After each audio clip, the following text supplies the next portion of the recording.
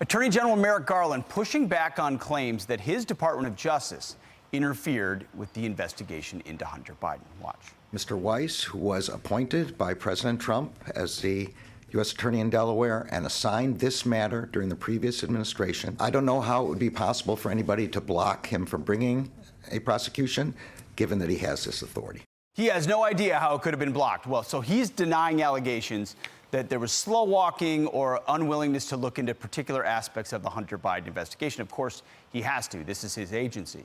Now, this is after IRS whistleblowers alleged this week that they, along with U.S. Attorney David Weiss, were hamstrung by the Department of Justice, and investigators were dissuaded from interviewing key members of the Biden family.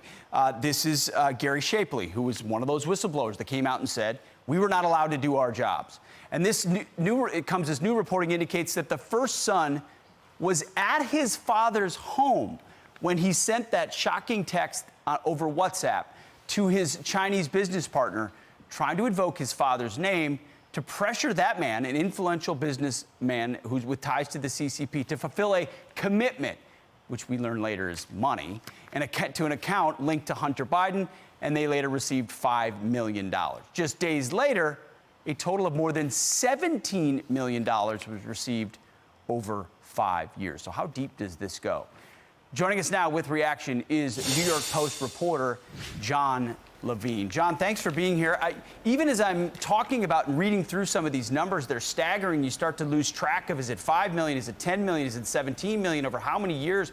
Where's he getting it from? Ukraine, from Russia, from China.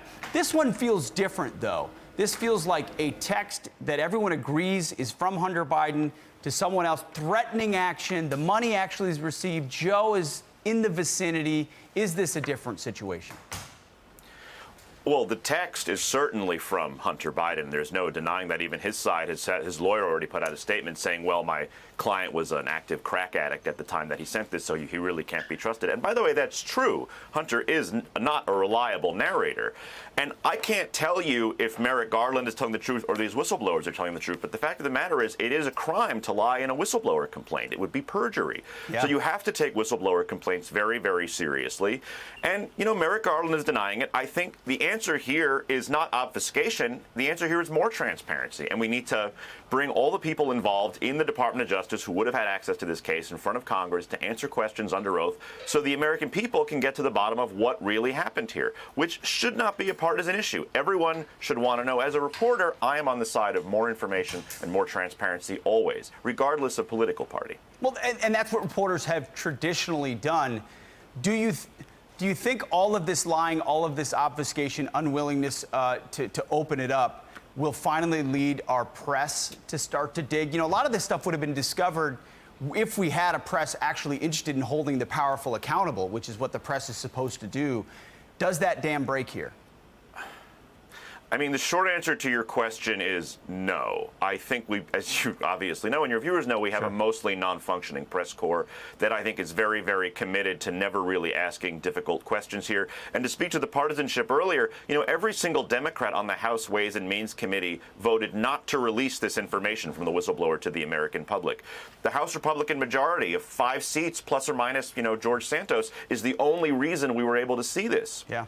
So I think at the end of the day, this is going to be a major 2024 presidential campaign issue.